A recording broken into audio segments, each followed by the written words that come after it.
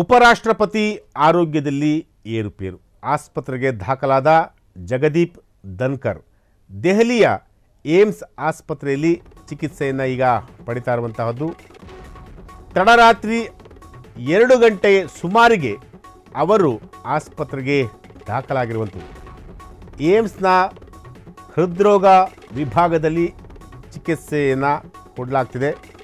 Doctor Rajiv Narang ಅವರಿಂದ ಉಪರಾಷ್ಟ್ರಪತಿಗಳಿಗೆ ಚಿಕಿತ್ಸೆಯನ್ನು ಕೊಡಲಾಗ್ತಿದೆ. ತೀವ್ರ ನಿಗಾ ವಹಿಸಿರುವ ವೈದ್ಯರ ತಂಡ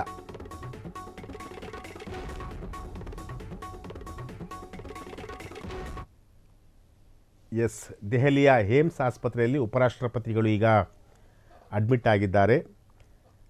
ಮಧ್ಯರಾತ್ರಿ 2 ಗಂಟೆ ಸುಮಾರಿಗೆ ಅವರು ಏಮ್ಸ್ನ ಹೃದ್ರೋಗ ವಿಭಾಗದಲ್ಲಿ ಚಿಕಿತ್ಸೆಯನ್ನು ಪಡೆದಿರುವಂತಹದ್ದು. ಡಾಕ್ಟರ್ ರಾಜೀವ್ ನಾರಂಗ್ ಅವರು ಇವರಿಗೆ ಚಿಕಿತ್ಸೆಯನ್ನು ಕೊಡ್ತಾ ಇರುವಂಥದ್ದು.